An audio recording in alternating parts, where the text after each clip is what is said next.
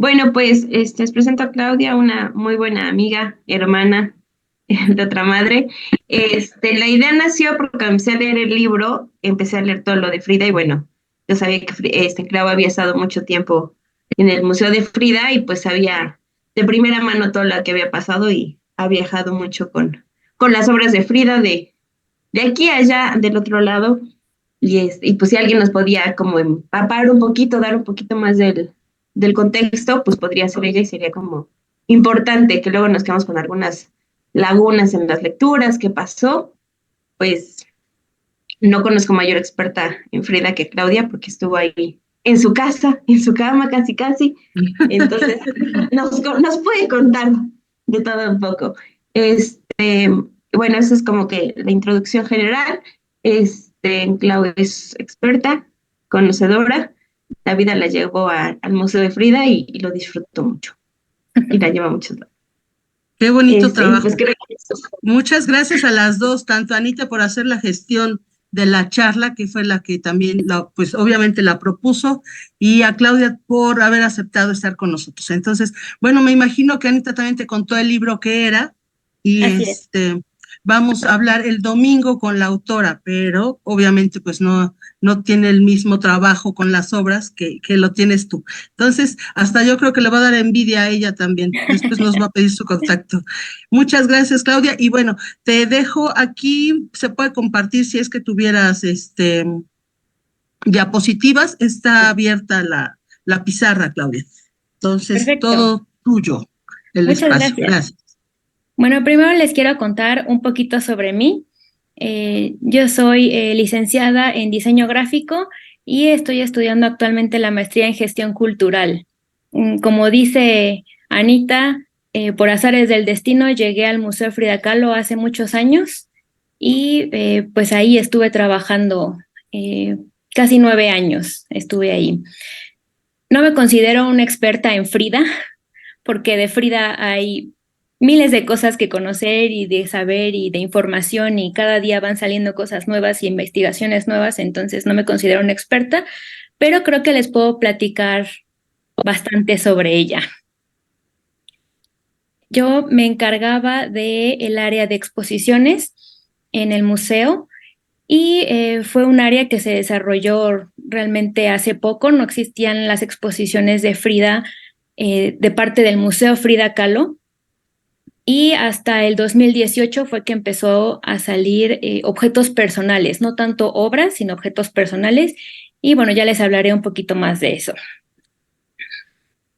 Ahora, denme un minuto. Ay, perdónenme.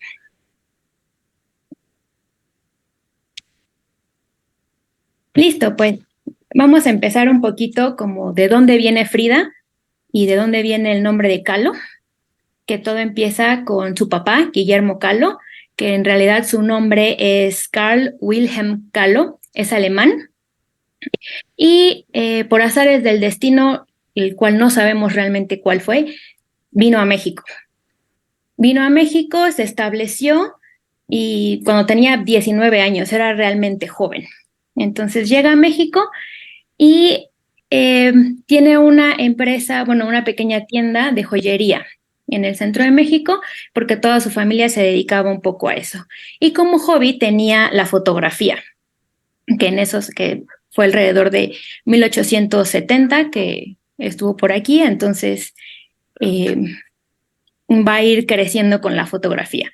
En 1893 se casa con su primera esposa, que fue María Cárdenas, y tiene 3 hijas, María Luisa, Margarita y una que fallece y que nada más como el término de sus hijos. Cuando su esposa está dando a luz a su tercera hija, fallece y muy casualmente, con la misma semana, le pide al papá de Matilde Calderón que le dé su mano en matrimonio.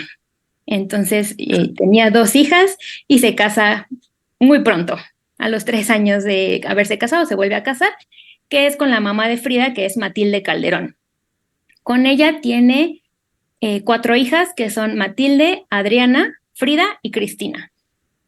Tenemos por ahí algún registro de que pudo haber habido un quinto hijo, no sabemos si era hombre o mujer, pero al parecer la mamá tuvo un aborto por ahí. Y bueno, en total tuvo seis hijas, Guillermo. A las dos primeras las manda a un internado. Es como, bueno, mis hijas, con permiso, tengo nuevas hijas y las manda a un internado. Y Margarita, que es la más chica del primer matrimonio, se vuelve monja. Y María Luisa también estudió en un internado y ahí quedó. Después ya Guillermo tiene a a las demás hijas, que son las hermanas de Frida, y ya tienen como esta dinámica familiar. Él es considerado el primer fotógrafo oficial del patrimonio mexicano. Alrededor de igual de 1890 es contratado por el gobierno del Porfiriato para tomar fotografías de toda la obra que se estaba haciendo en México y promoverla. Aquí tenemos algunos ejemplos de estas fotografías, que son el Palacio de Correos, el Colegio de San Ildefonso y una iglesia que en este momento no recuerdo cuál. Ahora les pasaré el dato. Entonces, Guillermo se empieza a hacer famoso, empieza a tener fama por estas fotografías y con la fama llega un poco el dinero. Ay, perdón. Ok. Aquí está un poco de Guillermo y Matilde cuando se casaron. Él era muy aficionado a la fotografía, como pueden ver, entonces tiene fotos muy aesthetic, como el día de hoy tenemos. Hacía mucho autorretrato, entonces podemos ver aquí a Guillermo y a Matilde muy románticos el día de su boda. Y aquí está Frida con sus hermanas. Esta es Frida, esta es María Luisa, perdónenme, esta es Matilde, esta es Adriana, Cristina y Frida. Y aquí podemos ver dos de sus obras, que son Mis abuelos, mis padres y yo, de 1936, y Mi familia, de 1949. Aquí podemos ver en ambas piezas cómo usa esta fotografía de referencia para pintar aquí a sus papás, y tenemos a sus abuelos, tanto maternos como paternos. Los abuelos de parte del padre, pues son alemanes, son Jacob y Harriet Kahlo, y del lado de la mamá están José e Isabel González, que están de este lado, y su abuelo del lado materno era de ascendencia indígena. Entonces también por ahí viene un poco este amor de Frida.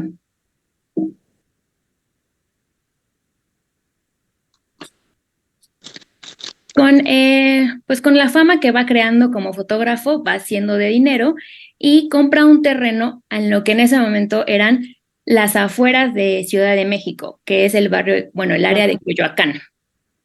En ese momento no había pavimento y era como tener una casa en Atlisco. Estaba como cerca, pero no tan cerca, y por ahí pasaba un tren. Entonces eso comunicaba muy fácil como el centro de la Ciudad de México con Coyoacán. Entonces como que las grandes casas también se empezaron a ir hacia allá. La parte de Coyoacán eran haciendas muy grandes que se empezaron a seccionar y se empezaron a vender como terrenos para casas, y así fue como Guillermo Kahlo se hizo de esta propiedad. El estilo, por supuesto, era muy afrancesado, porque era lo que estaba de moda en México. Y aquí tenemos algunas fotos de cómo era la casa antes. En un principio era blanca y era un poco más pequeña de lo que es hoy en día el museo. Este es un pequeño planito que dibujó Frida de cómo era la casa y cómo estaba como repartida, cuáles eran las recámaras, cuál era la cocina, el patio, y tenía una gran imaginación y siempre dibujaba. Por ahí hay una jirafa, vacas, pollos, de todo. Perros sí tenía, aquí podemos ver a Matilde dándole de comer a varios perros justo en las puertas de la casa, y a Frida con Cristina igual en el jardín de la casa, que en ese momento no era el jardín que tienen hoy, era en esta parte que se conoce como la herradura, porque tiene forma de herradura, y ahí es donde estaban Frida y Cristina. Ahora les voy a hablar un poco de Frida. La biografía de Frida es muy extensa, tiene mucho que ver y que decir, pero les voy a dar como algunos puntos específicos, que es un poco la línea temporal oficial del museo, que es lo que el museo promueve y ha promovido durante varios años. Y les voy a ir contando algunos datos curiosos y algunas cosas que también están ahí guardadas en el museo. Bueno, Frida nació el 6 de julio de 1907. Ella cambia un poco su fecha de nacimiento diciendo que nace en 1910 para que coincida con el año en el que empezó la revolución y así llamarse a sí misma hija de la revolución. Pero en realidad nació en 1907. Hay muchas fotos que en la parte de atrás dice Frida a los 6 años y tacha y cambia la edad. Y es como, no nací ahí, como que ella misma quería reforzar de alguna manera su fecha de nacimiento, aunque no era real. Aquí podemos ver a Frida en diferentes edades y en diferentes contextos. Y bueno, Frida era una niña muy activa, le encantaba andar corriendo, no era como tan femenina como sus hermanas, desde que era chiquita le encantaba estar corriendo en la calle, su mamá le gritaba como, ya regrésate, pues sus hermanas estaban dentro de la casa y ella solo quería estar jugando con el aro y esto que como que perseguían con un palo, y Frida siempre estaba en la calle. Lo que es un poco complicado después, porque a los 6 años le detectan poliomielitis y le deja una pierna un poquito más chiquita que la otra. Entonces esto de correr y salir ya no es tan fácil y empieza a estar mucho más tiempo dentro de casa. Esto le hace que se acerque un poco más a su papá, porque como les decía, no era una niña tan femenina, le encantaba andar haciendo muchas cosas, era muy activa, y como que se acerca un poco más al papá y lo empieza a ayudar en su estudio. Empieza ahí y después entra a la Escuela Nacional Preparatoria. Esto es algo muy importante porque en ese momento no era común, o más bien no había en ese momento mujeres en la Escuela Nacional Preparatoria. Ella es una de las primeras 35 mujeres que entra. Siempre se ha pensado que Frida se volvió famosa solo por la pintura y por ser esposa, o sea, más por el lado de ser esposa de Diego, pero realmente ella era muy inteligente desde muy chiquita. Tenemos en el museo muchas de sus boletas de calificaciones y todas son de excelencia, excepto en conducta. En conducta sí no le iba tan bien. Siempre se salía y andaba ahí haciendo cosas, entonces ahí sí. Y bueno, mientras está en la Escuela Nacional Preparatoria, es la primera vez que ve a Diego, porque en el edificio Diego está pintando el mural de la creación y Frida es cuando lo ve ahí y lo está pintando. Me parece que eso aparece en la película de Salma Hayek. Y bueno, cuando tiene 18 años, está saliendo de la Escuela Nacional Preparatoria con su entonces novio, que era Alejandro Gómez Arias. Y el 17 de septiembre es el accidente. ¿Cómo pasa el accidente? Porque hay algunas veces que no es muy claro. Ella va en un tranvía y el tranvía choca con un camión. Uno de los tubos del pasamanos es el que se desprende y le atraviesa la pelvis y la cadera y la espalda y es lo que la deja gravemente herida. Es muy curioso porque en este accidente ella fue la única que resultó herida. Los demás tuvieron como raspones y algunos golpes, pero realmente la más herida de todos fue Frida. Eso la llevó a estar en cama muchísimo tiempo. O sea, algunas veces los doctores dijeron que ya no iba a volver a caminar, pero lo logró. Después de mucho tiempo de rehabilitación y muchos ejercicios, lo logró. Mientras estaba en cama, su mamá le pone un espejo arriba de su cama para que se pudiera ver y demás. Y le regala unas pinturas para que ella empiece a pintar. Ella ya tenía un poco de conocimiento de pintura porque ayudaba a su papá en su taller. Como el papá era fotógrafo, algunas veces se tenían que retocar algunas fotografías o se coloreaban las fotografías con óleos para hacerlas a color. Entonces Frida ya hacía un poco de eso, entonces ya tenía conocimiento y manejo de la pintura. Entonces, con eso es que empieza a pintar y empieza a hacer un poco esto de arte terapia, y con eso empieza a salir un poco más adelante y le cuesta como, pues va como desahogando todo lo que tiene y el tiempo que estuvo en cama, que fue muchísimo. Como está pintando, ya cuando empieza a salir y empieza a recuperarse, decide ayudar a su papá con los gastos de las medicinas y de todos los tratamientos que tuvo, vendiendo sus obras. Va a ofrecerlas, empieza a hacer algunos autorretratos y algunos retratos por encargo para empezar a ayudar con los gastos. Después ya conoce, bueno, aquí tenemos varias fotos de Frida en su juventud, desde que era chiquita. Aquí está con su hermana Cristina y una amiga. Aquí está un poco más grande en la entrada de su casa. Y como ven, aquí podemos ver una foto de Frida con sus hermanas y ella está vestida de hombre, porque ella siempre quiso romper todos los paradigmas y dijo como, yo no me quiero poner un vestido, con permiso, y se vistió de hombre. Aquí la podemos ver igual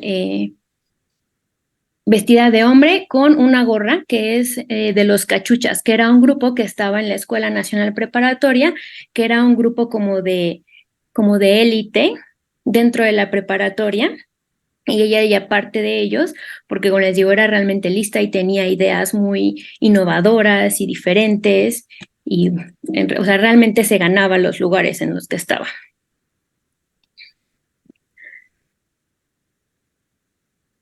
Permítanme.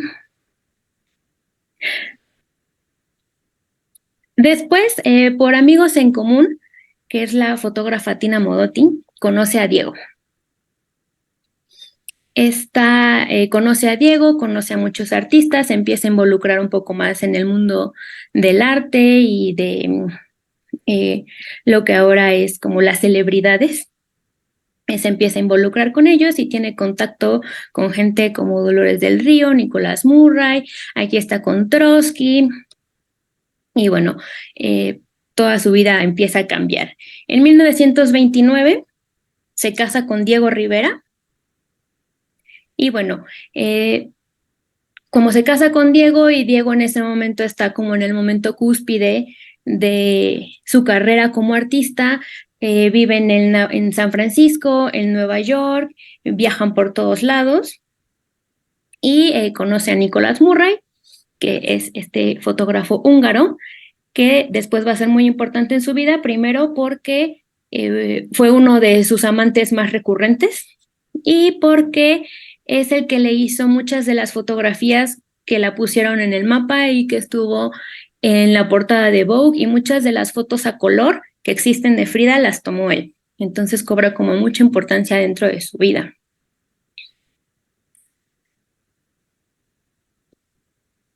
Después, perdónenme, en 1934, después de haber subido y bajado con Diego, regresan a México y viven en la casa de San Ángel, que es la que tiene el puente en medio, y es donde tenían el estudio de Diego y la casa de Frida, y ahí era como su residencia y su estudio. En ese momento les comunican que viene de parte del Partido Comunista Trotsky como refugiado del Partido Comunista. Diego y Frida estaban dentro del Partido Comunista y le piden asilo. Entonces se vuelven a ir a la casa de Coyoacán para poder ofrecerle como un lugar más seguro. Ahí es donde expanden la casa, agregan el jardín y le ponen algunas torres de vigilancia, cierran las ventanas para poder tenerlo ahí un rato. Aquí tenemos a Frida con Trotsky y su esposa Natalia. Y después de eso, Frida ya también empieza a pintar un poco más y empieza a ser un poco más famosa y empieza a tener algunas participaciones en exposiciones.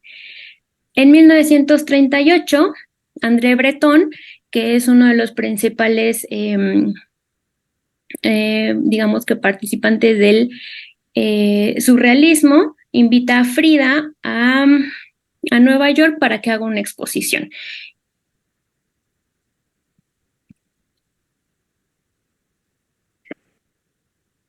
En Nueva York no logra hacer la exposición, pero le invita, no logran concretar todos los papeles para hacerla en Nueva York y después le invita a París. En París sí logra hacer la exposición y en esa exposición logra vender una de sus obras, que ahorita un poquito más adelante les voy a platicar de esta. Se divorcia de Diego y perdónenme, me perdí un poco aquí.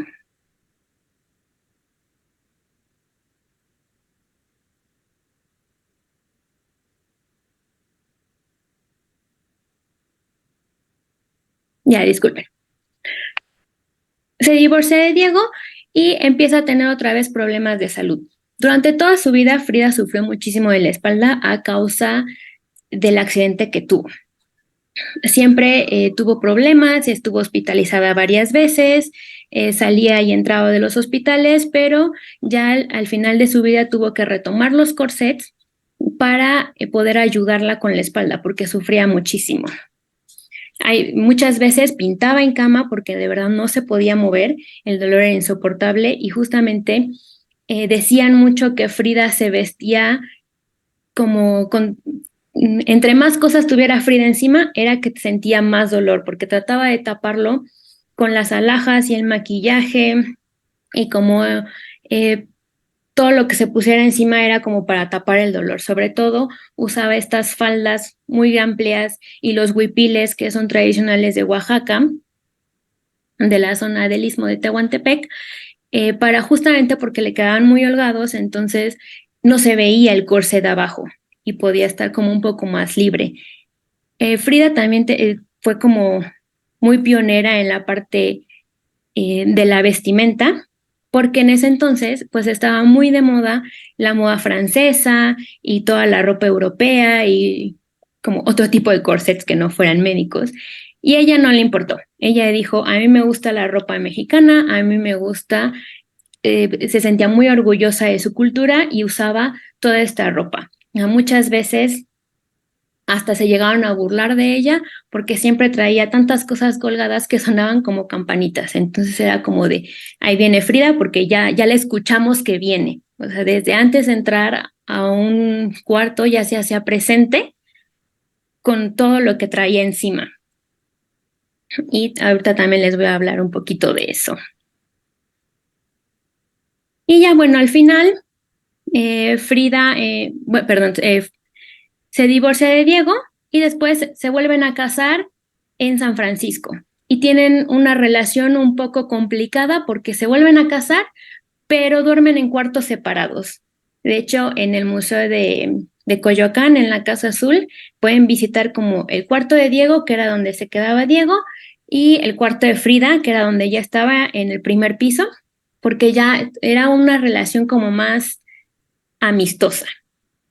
Y ya para 1954 es que Frida muere. Frida realmente fue una pintora muy importante desde que era muy joven, desde que empezó su carrera, pero fue eclipsada por Diego. Diego era el que era famoso, el que tenía más compromisos, el que estaba mucho más en contacto con toda la vida cultural de México, siempre estaba participando en exposiciones, siempre estaba también promoviendo toda la cultura y la artesanía mexicana. Él ayudó mucho a que se creara el Museo de Antropología e Historia, ayudaba a seleccionar piezas, estaban realmente muy involucrados en esto. Y les voy a hablar un poquito de algunas de las obras de Frida. A lo mejor unas no son las más famosas, pero tienen algunos secretos por ahí que a lo mejor les podrían interesar. La primera es Retrato de Terciopelo, que es uno de sus primeros autorretratos. Este se lo dedica a su novio de la juventud, que es Alejandro Gómez Arias. En el Museo de Frida Kahlo pueden encontrar como el primer boceto que ella hizo para este cuadro, que es realmente una fotografía pintada al óleo. O sea, es la fotografía y encima pinta al óleo este autorretrato. Este lo hace en 1926 para regalárselo a él y es uno de los primeros cuadros que ella vende para ayudar a sus papás con todos los gastos de los tratamientos médicos y las medicinas para todo lo que tuvo que sufrir en su juventud. Este cuadro se llama El Moisés. Lo hizo en 1945. Este no es de sus cuadros más famosos, pero es muy importante porque, como les decía, Frida realmente era una pintora reconocida y famosa, aunque mucha gente como que queda opacada un poco por Diego y piensan que realmente no pintaba o que Diego pintaba sus pinturas o se las terminaba, pero realmente era muy talentosa. Esta obra la hizo por encargo y está basada en el libro del mismo título, en Moisés, de Sigmund Freud, y en 1945 ganó una mención honorífica del Premio Nacional de las Artes. Entonces realmente ya era reconocida. El siguiente cuadro es Mi vestido cuelga ahí, de 1933, sobre la época que vivió en Estados Unidos. A Frida no le gustaba nada que no fuera mexicano. Estuvo en Estados Unidos y decía, me caen mal los gringos. Estuvo en París, me decía, me caen mal los franceses. Todo le caía mal, excepto México. Ella siempre estaba anhelando regresar a México y era muy crítica de lo que la rodeaba y los entornos en los que vivió tanto en Estados Unidos como en Francia. Y aquí es un poco una crítica de cómo en Estados Unidos ella veía que era como muy capitalista y era como un poco más frío en las relaciones y, por ejemplo, aquí tenemos esta taza que es referente al tipo de arte que veía y decía como, esto es arte y demás. Y bueno, aquí tenemos el cuadro de las dos Fridas, que es uno de los más famosos. Lo hace en 1939 y es el que dispara un poco este dicho de que Frida es surrealista, porque está con las dos Fridas, ¿no? Por un lado podemos ver a Frida vestida como un poco más europea, con ropa un poco más del estilo de ese momento, y del otro lado está Frida vestida con su vestimenta tradicional, que es el huipil y la falda tehuana. Y bueno, la unión de ambas es lo que le da este sentido un poco más surrealista. Este es el marco y fue la primera obra que vendió fuera de México. En ese momento la vendió al Museo Pompidou, de hecho todavía lo pueden ver ahí, y lo vendió por una suma de 1,000 francos y estaba emocionadísima porque había vendido esta obra.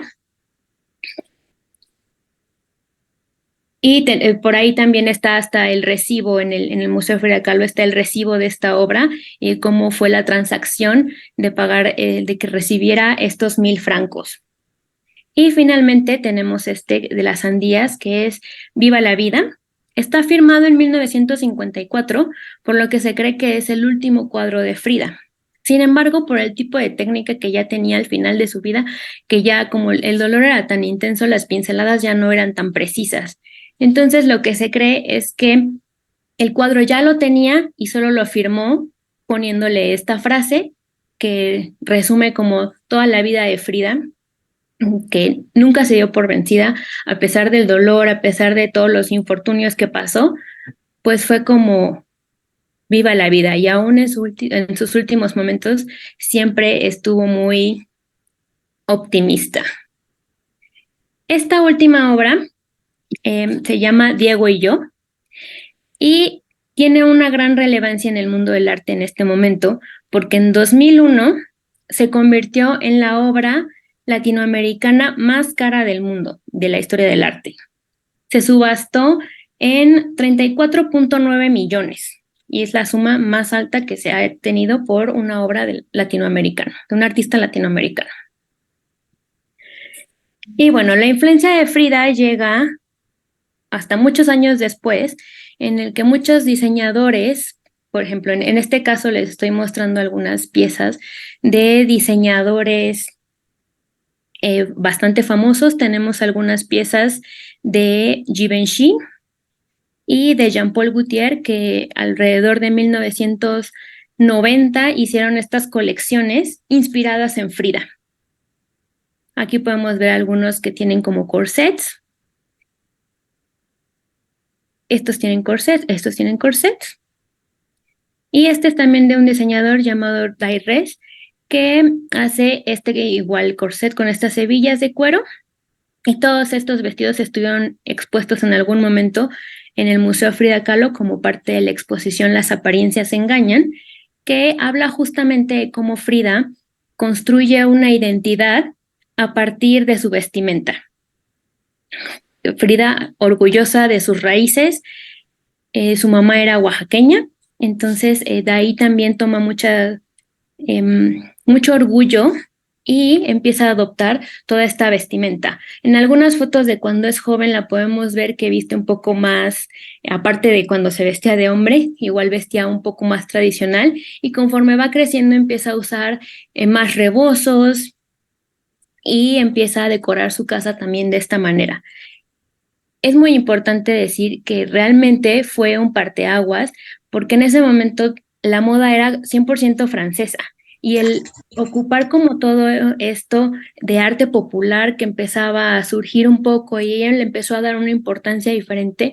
Por ejemplo, su cocina y el comedor de su casa estaba decorado como una pulquería, que en ese momento pues no era lo más ni elegante ni popular en las élites de México, era más bien para la clase trabajadora. Y ella toma como este orgullo y decir, no me importa, a mí me gusta así. Tenía reuniones, recibía diplomáticos, recibía mucha gente importante en su casa, y ella le servía pulque, le servía tequila y traía la guitarra, y ahí se ponían a cantar y demás, y era como, esto es lo que soy, esto es lo que me gusta, y si gustan. Era como muy, muy convencida y muy arraigada de sus tradiciones. Y bueno, esto es un poco como muy rápido de Frida, porque de Frida se puede hablar por horas y por horas, pero les quiero compartir un poco también de lo que como coordinadora de exposiciones, especialmente internacionales, hice en el museo. Esta es la primera exposición que sale del Museo Frida Kahlo, que es Las apariencias engañan. Esta es una exposición que se realizó en 2012 y estuvo en el Museo Frida Kahlo durante varios años. Está centrada justamente en la creación de la identidad de Frida y cómo fue construyendo todo lo que tiene a su alrededor, las vestimentas y todo lo que usaba. Y esta primera exposición se realizó en el Museo Frida Kahlo para que en 2018 llegara a Londres. En Londres va a el Museo Victoria and Albert Museum, que está en Londres, y se presentan muchas piezas de su colección personal, muchísimos outfits que tenía ella. Se armaron con muchas fotografías de referencia de cómo ella se vestía, cómo usaba la ropa, muchos de sus objetos personales. Podemos ver aquí algunos perfumes que todavía podemos conseguir. Este es un Shalimar, que todavía se puede conseguir. Y bueno, así podemos ver un poco de lo que era Frida en realidad. Aquí también esta botellita no se alcanza a ver, pero es un Chanel número 5. Y también podemos ver como siempre el maquillaje y las manos y todo, o sea, que todo tenía algún detalle que enaltecía como su presencia. Aquí podemos ver algunos barnices, todos rojos, muy intensos. Y por aquí tenemos también algunos lápices para cejas, porque en muchas ocasiones Frida se pintaba la ceja como extra, o sea, realmente sí la tenía unida, pero como que le ponía más, se pintaba más. Aquí tenemos un cenicero porque Frida fumaba mucho y en ese momento era muy normal traer en la bolsa un pequeño cenicero aparte de todo lo demás. Y bueno, este diseño fue del Victorian Albert Museum. Esta museografía y modo de exhibir es mucho más dramático. Estas son las camas. Es una cama que hace referencia a la cama de Frida, en la que estuvo postada tantos años. Y aquí podemos ver algunos de los corsets que usó. Son los corsets reales de yeso y están intervenidos por Frida. Tenemos algunas fotos con este que es bastante famoso.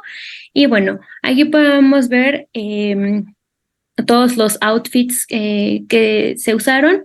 Y durante su convalecencia, a Frida al final de su vida le da gangrena. Empieza por los dedos del pie y le cortan primero los dedos, pierde los dedos, para al final termina perdiendo la pierna y tiene que usar esta bota prostética para ayudarse a caminar.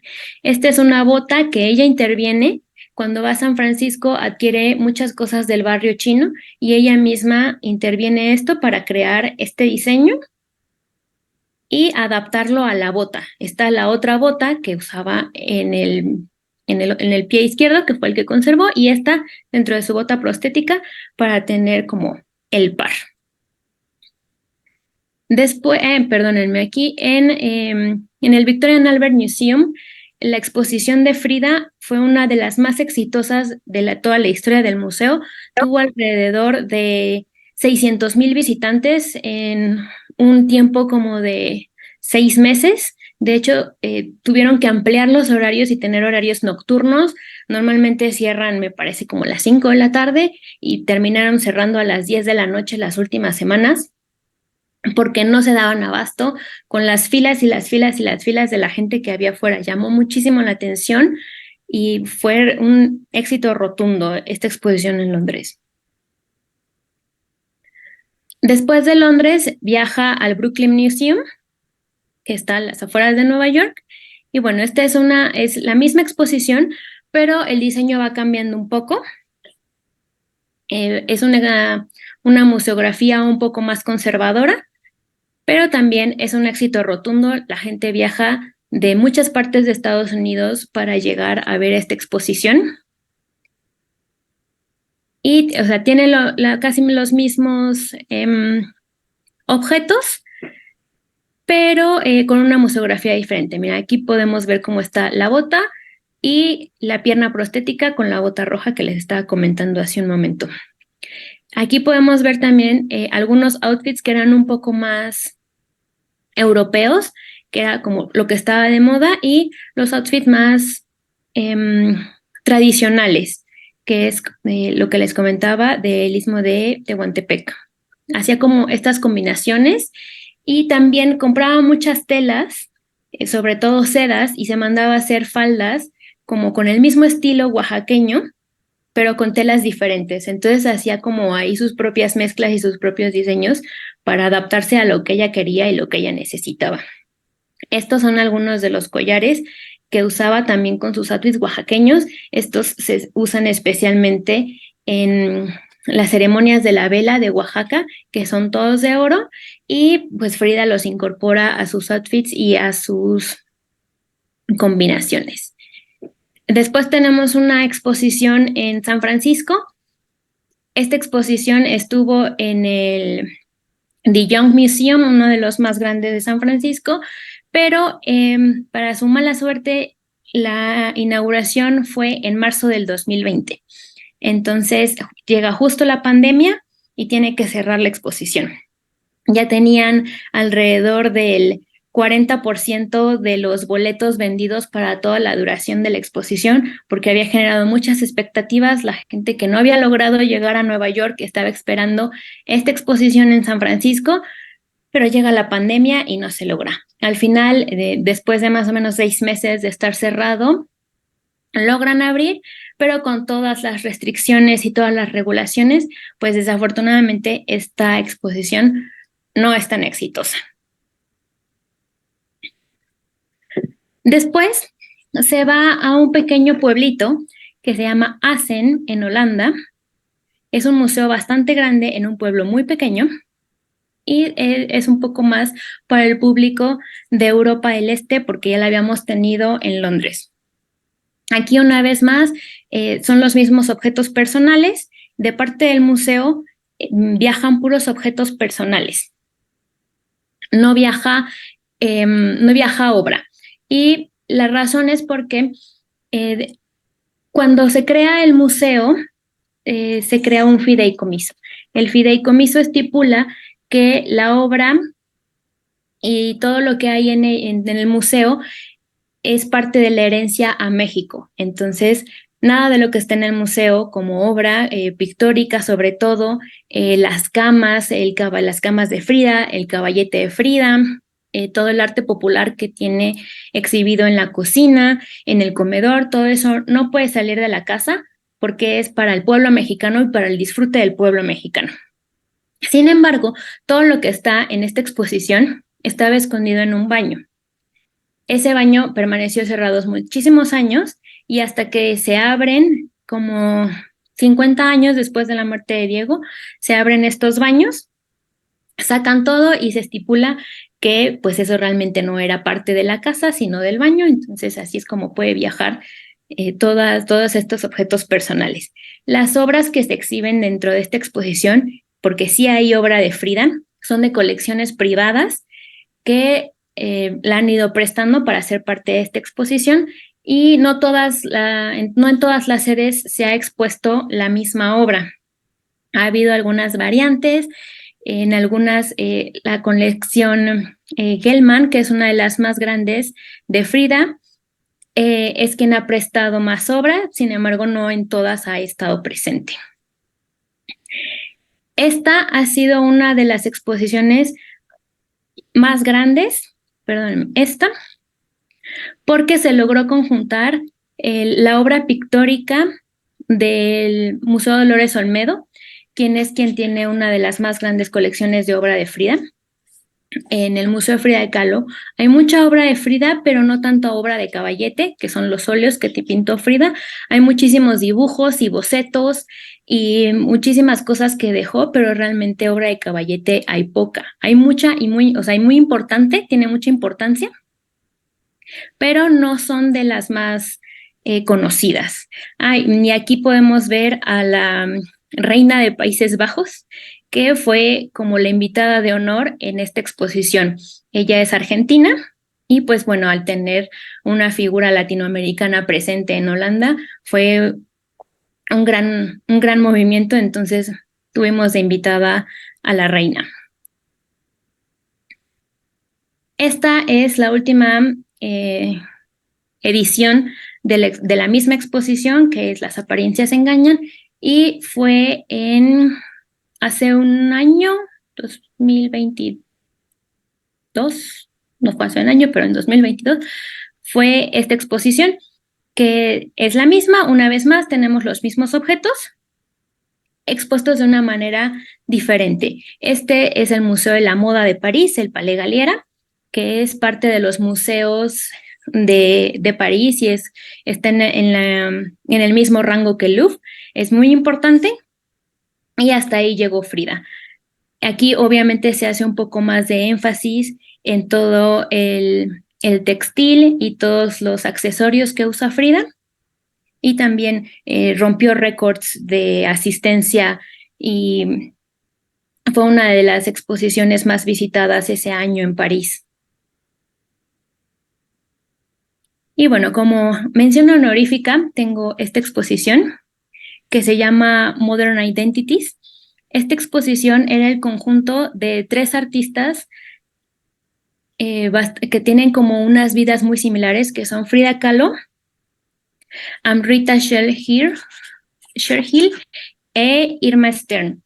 Estas 3 artistas, una es, bueno, Frida es mexicana, Amrita es permítanme, de la India e Irma es de Sudáfrica. Estas mujeres tienen en común el que son pioneras en el arte en sus países y tuvieron como mucho romper paradigmas y hacer las cosas de manera diferente. Tenían estilos muy diferentes, pero hicieron las cosas como muy similar. Las tres llevaban diarios y tenían como diarios muy artísticos en el que no solo escribían, sino que también los intervenían y tenían como muchas cosas en común. Y bueno, se hace esta exposición en Sudáfrica, en este recinto que es el Joburg Contemporary Foundation of Art. Y se lleva esta obra que se llama Frida con collar de espinas y colibrí. Está en Texas originalmente y la llevan para ser parte de esta exposición. En esta exposición se le da la misma importancia a las tres artistas, ninguna es como más importante que la otra, ninguna resalta más, cada una de ellas tenía algunas fotografías, algunas piezas extras como para dar un poco de contexto, como aquí podemos ver una pequeña pieza prehispánica y una obra de caballete que las representara más. Esta exposición fue muy pequeña, pero tiene gran importancia porque es la primera vez que una obra de Frida va al continente africano. Entonces toma una importancia magnífica. También estuvieron ahí, perdón, también estuvo ahí expuesto uno de los outfits de Frida originales, algunas fotografías, justo para dar contexto y para hablar un poco de cómo Frida se expresaba. Igual había textiles de las otras artistas y así es como Frida llega a Sudáfrica. Y espero no haberme ido muy rápido, pero espero les haya gustado. Eso es todo.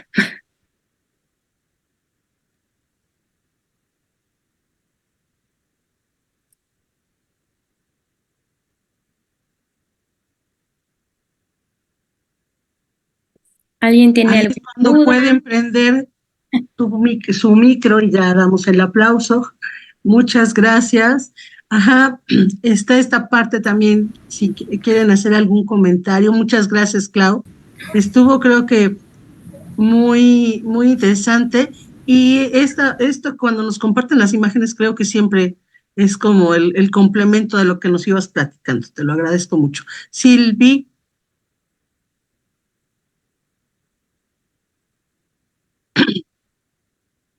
no te escuchamos, Silvi.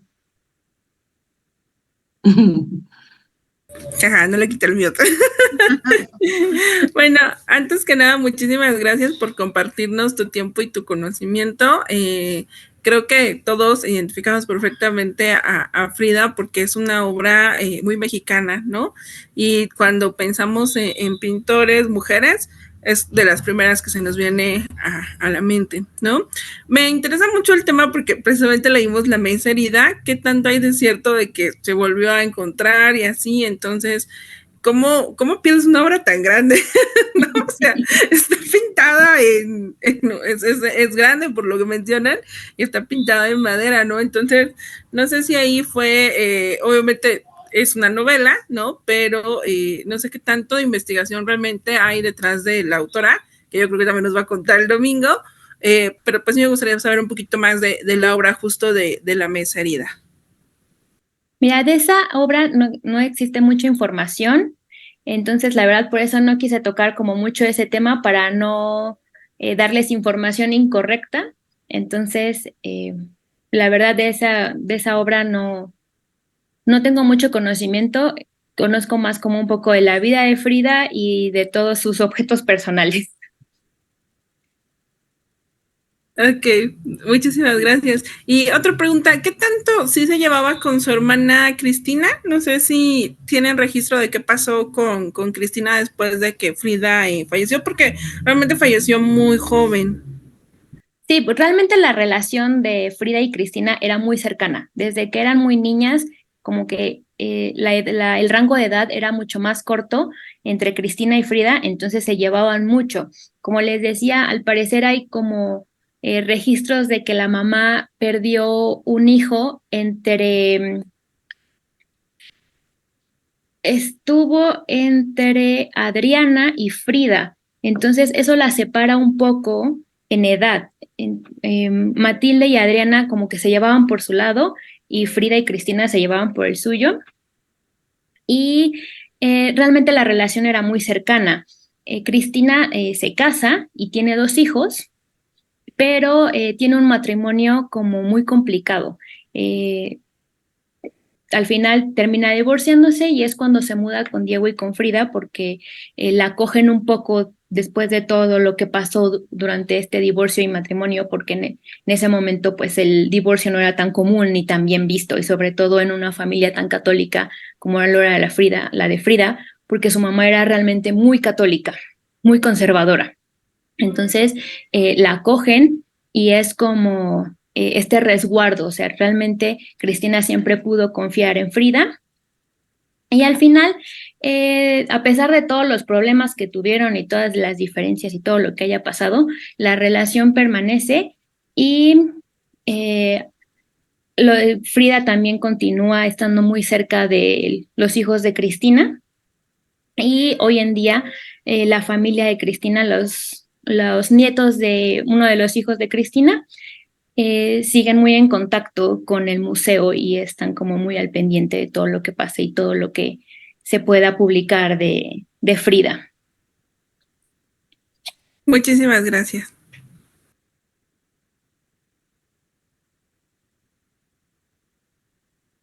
Muchas gracias. Yo nada más quisiera preguntar, nos hablabas y te escuchaba por ahí museografía, y eran piezas muy similares o eran los mismos objetos y nos mencionabas eso. Entonces, como que, bueno, que nos pudieras explicar un poquito el término, Clau, por Pero favor. la museografía es el diseño del espacio para una exposición, desde el color de las paredes, el tipo de letra que se va a usar para las cédulas, que son las pequeñas descripciones que se ponen de cada pieza, donde te dicen el autor, la técnica, el año y toda la información de la pieza. Y también todo el diseño de cómo se va a exponer las piezas y cómo se va a hacer un poco el diseño de toda la exposición. Ahorita déjenme ver si tengo algunas fotos extra que les puedo mostrar. Entonces, depende del lugar y lo que quieran transmitir, es cómo se diseñan estas exposiciones. Les voy a regresar un poco la presentación.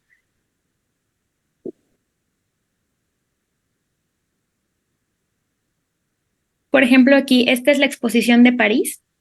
En París, todo el contexto cultural es un poco más elegante, más frío, no tan dramático. Entonces usan en una museografía que de base es negro y blanco.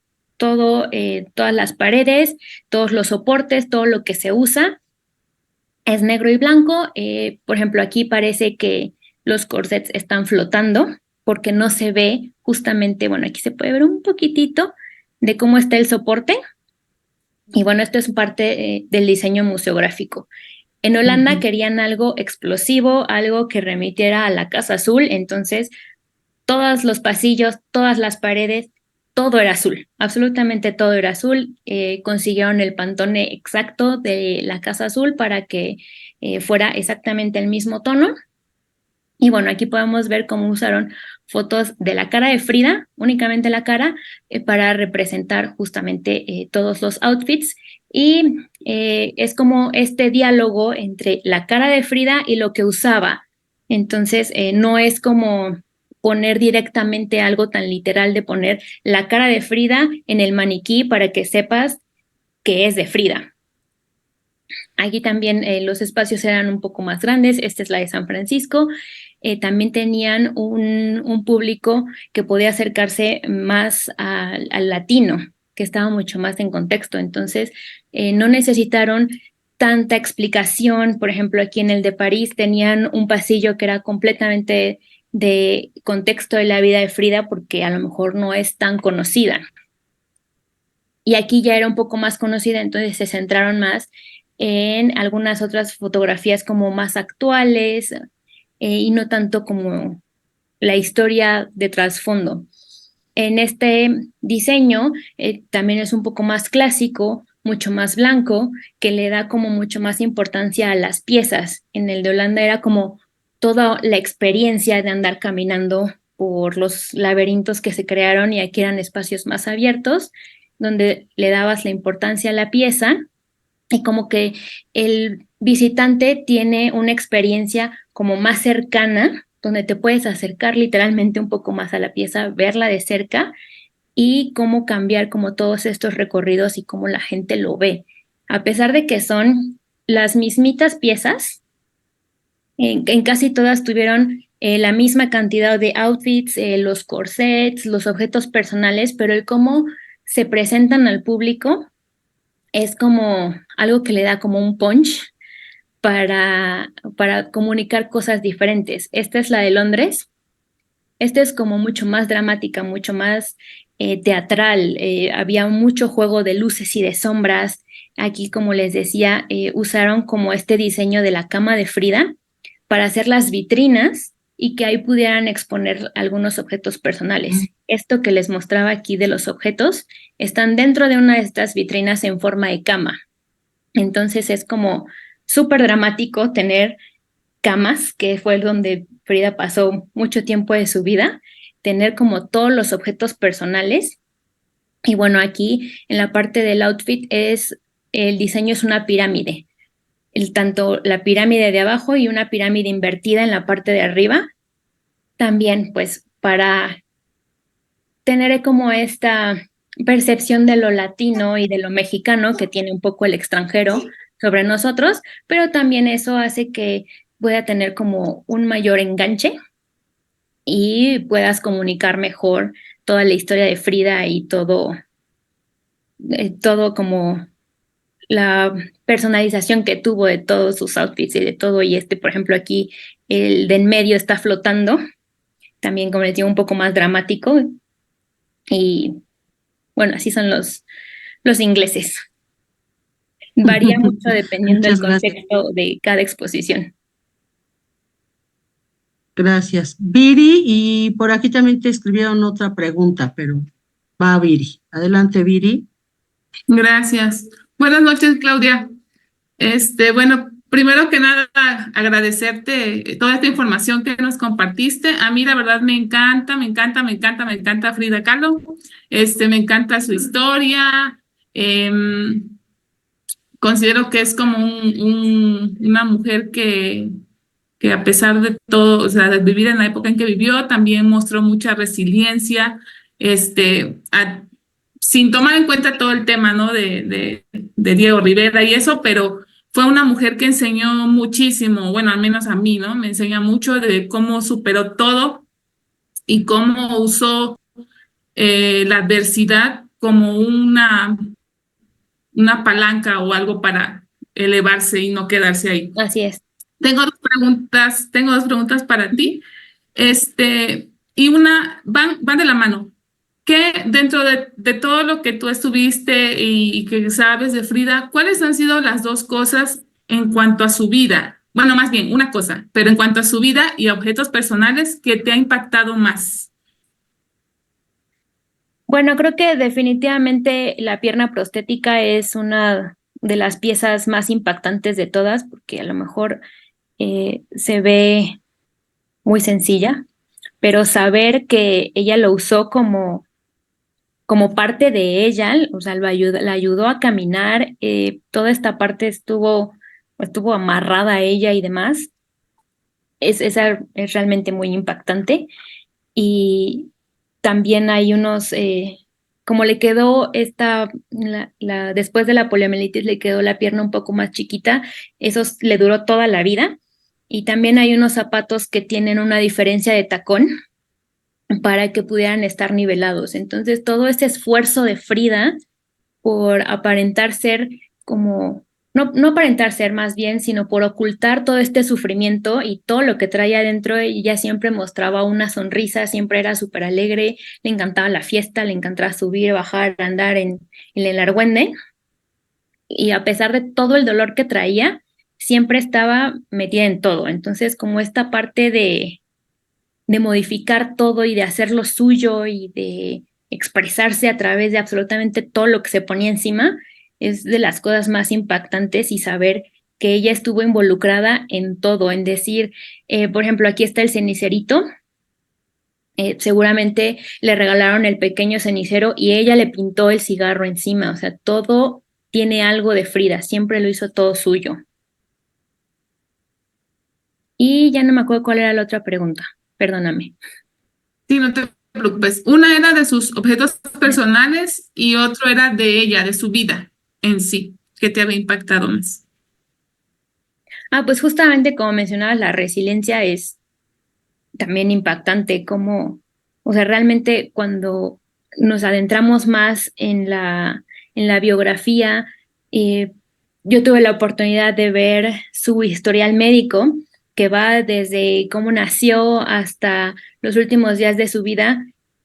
Es impresionante, son 3 hojas que no para el texto y luego ella le agrega más porque ella siente que lo que está escrito de los médicos no es suficiente sobre sus enfermedades y su dolor y todo lo que pasó. Entonces como que ella agrega más y dice, y tal día me dolió así, y me dolía aquí, y me dolía la espalda, y me dolía la pierna, y me dolía el brazo. Entonces es como, realmente vivía en constante dolor y no lo mostraba. Entonces, y aún así hizo todo lo que hizo. Entonces eso es maravilloso, hizo un gran ejemplo. Gracias. Y te había mandado una pregunta a Celi. Dice, ¿siempre lo decide el museo? Hablando de lo de la museografía que nos mencionabas, ¿siempre lo decide el museo receptor o desde México lo proponen? Sí, no, el museo sede, que es el que va a tener la exposición, decide el diseño. Toda la curaduría, que es esta investigación que se hace previa sobre los objetos, sobre la historia y sobre el discurso que se quiere dar de la exposición, se creó en México con una curadora mexicana, y el diseño que se le da ya lo hace cada sede. En este caso, bueno, aquí le tengo el diseño de Londres. Este diseño lo hicieron completamente ellos. Se da a revisar al museo en México, a la Casa Azul, para que no entre en conflicto o no digan cosas que no son ciertas o que no están documentadas. Se hace una revisión de todo y también para asegurar que la obra esté en buenas condiciones, tanto de humedad, de temperatura, de seguridad, porque como son objetos ya con bastante tiempo, pues se tiene que regular todo para que no se dañen. Entonces, sí tiene una supervisión de México, pero el diseño es completamente de decisión de cada sede. Por eso también varían tanto y son tan diferentes. Oye, Clau, y por ejemplo, tú que estabas trabajando directamente con la exposición, ¿ibas tú y checaban? O sea, ¿hay alguien del museo que vaya y cheque o nada más es como de papelito que se los mandan? No, justamente esa era una de las cosas que a mí me tocaba hacer. Pasaba alrededor de un mes en cada ciudad para asegurarme que todo estuviera perfectamente bien hecho, seguro, con las condiciones perfectas para la obra, sobre todo para los textiles, porque es muy común, pues dependiendo de cada lugar, sobre todo, por ejemplo, Londres es un lugar muy húmedo y tienes que controlar la humedad a la que están las piezas para que no se dañen. La obra bueno, las piezas que teníamos en el museo, digamos que están acostumbradas a una temperatura y a eso es como a lo que viven. Entonces, si la cambias mucho, puede afectar sobre todo en el papel y en el textil. En algunos metales se pueden oxidar o pueden cambiar como hasta su coloración. Entonces, es muy importante ir revisando que todo esté bien. Por ejemplo, también en los corsets teníamos que ver que con lo que lo sujetan sea seguro, porque o sea, los corsés de yeso pesan mucho. Entonces tienen que ser una base que los soporte sin dañarlos, todo tiene que estar recubierto, no tienen que estar en contacto el metal directamente con las piezas. O sea, realmente es todo un proceso que se tiene que hacer para asegurar que toda la obra esté bien, y los montajes son muy largos porque se tiene que ir cuidando todo. Muchas veces se tiene que ir terminando en ese momento de pintar, de mover, de hacer, y los curadores, que son quienes ven toda la parte del discurso, toman decisiones en ese momento. Algunos dicen, esta foto ya no me cabe, la voy a cambiar por una que sea más relevante, o deciden sacarla por completo o agregar otra en ese momento. Entonces tienes que hacer como los movimientos y bueno, tienes que estar ahí presente para ver que se maneje la obra adecuadamente. Gracias. ¿Está por ahí Vianey? Adelante, Vianey. Tal. Hola, buenas noches. Yo quiero preguntar, por ejemplo, ahora en la exposición de Dior, ¿ustedes intervienen como curadores o el tema o la familia tal vez? Por ejemplo, ¿y cómo se decide eso, no? De que, bueno, ahora Dior, que es una casa muy grande, está interesada en inspirar una colección de Frida Kahlo, ¿no? Es ¿Hay un tema- alguna situación? Ajá. sí, es un tema interesante, pero complicado. Mm, Eh, Como les comentaba, Diego fue un visionario. Él sí. dijo, Frida y yo vamos a sobrevivir tiempo y espacio. Entonces, él crea el Museo de Frida Kahlo antes de su muerte y él dice, esto va a ser un museo y va a ser así. Y también lo que les comentaba, crea un fideicomiso con Banco de México para heredar todo este patrimonio al pueblo de México. Ellos son quien manejan todo esto y quien tiene los derechos de la obra de Frida. Dentro del fideicomiso se crea un comité que es el que toma las decisiones para el Museo Frida Kahlo, donde están, en su momento estuvo Dolores Olmedo, quien fue quien tomó muchas decisiones acerca del museo y de su creación, y familiares tanto de Frida como de Diego, que de parte de Frida son justamente los sobrinos nietos de Frida, que son los nietos de Cristina Kahlo, que es su hermana. Eh, en un momento se separan y los hijos de una de las bisnietas de Cristina registran el nombre de Frida y crean algo que se llama Frida Kahlo Corporation. Ah, ok. Ellos tienen el registro del nombre de Frida y de la cejita y de las flores y es el que más o menos, y la firma. Y es el que van a ver en todas estas colaboraciones de Bonafont, de Saba, de Converse, de hay maquillaje, hay cuánta cosa se puedan La encontrar ropa de Frida. deportiva de Exacto, Puma. todo lo que Puma. tenga la firma de Frida Kahlo como tal Ujú, ujú. es parte de Frida Kahlo Corporation, Ah, ok. pero no tiene nada que ver con el museo. El museo Ujú, ya solo se quedó como con los objetos personales que se encuentran en el museo, pero las autoridades del museo ya no tienen injerencia en toda esta ¿verdad? polémica y en todas estas ventas. También, por ejemplo, con la Barbie de Frida Kahlo, que fue bastante sonado, Sí. sobre los derechos y la imagen y todo, quien estaba como involucrado en todo esto era la empresa esta de Frida Kahlo Corporation, no tiene nada que ver con el museo. Ah, ok. Ok. También muchas colecciones Ujú. privadas que tienen obra de Frida hacen colaboraciones y exposiciones a lo largo del mundo y en diferentes museos o sea, que se pueden exponer en diferentes lugares porque al final son colecciones privadas que tampoco tienen nada que ver con el museo. Ah, ok. Ok. Y entonces tampoco, por ejemplo, curadores como tú intervienen en eso.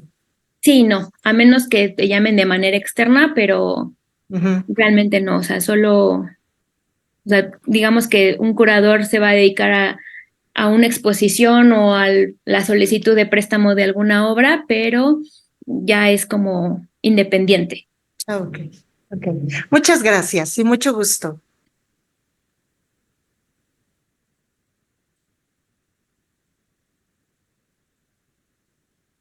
También tenía apagado mi audio. Si hay algún otro comentario y si no, pues vamos a darles, los voy a invitar a que prendan su micrófono y sí que le demos un aplauso. Digo, no la podemos tener en vivo, pero le agradecemos. Muchas gracias, Clau. Gracias, Anita. Gracias a todos. Y les agradezco, te agradezco también haber estado aquí con nosotros. Y bueno, nos vemos mañana también para checar el libro y pasado para charlar con la autora. Estás invitado si quisieras estar también en nuestra reunión y con la autora, invitadísima. Entonces, Muchas bueno, gracias. que tengan bonita noche. No sé quién nos pueda sacar por ahí. Viri, no sé de dónde estás, desde el CEL. Alguien que nos pueda tomar nuestra fotito con la invitada. ¿Quién está? Estoy en la computadora, pero a ver, dime a ver si puedo. Porque luego no. Tío, tú estás trabajando. Todos somos ahí. Eso es muy chido. Un día te van a cachar, tío. Ay, ya ¿No? me saliste. Ay, es que yo no sé cómo hacerlo. ¿No? Bueno, si no, Ahí está, ya. ¿Y qué es? ¿Ya? Ya pude. Ah, tú puedes ver y mejor, porque yo dudo de mis talentos. no, dice que No no. pude, no pude. Ujú.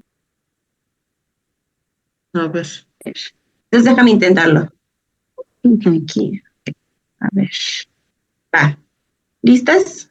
¿Listos? Perdón. 1, 2, 3. Listo.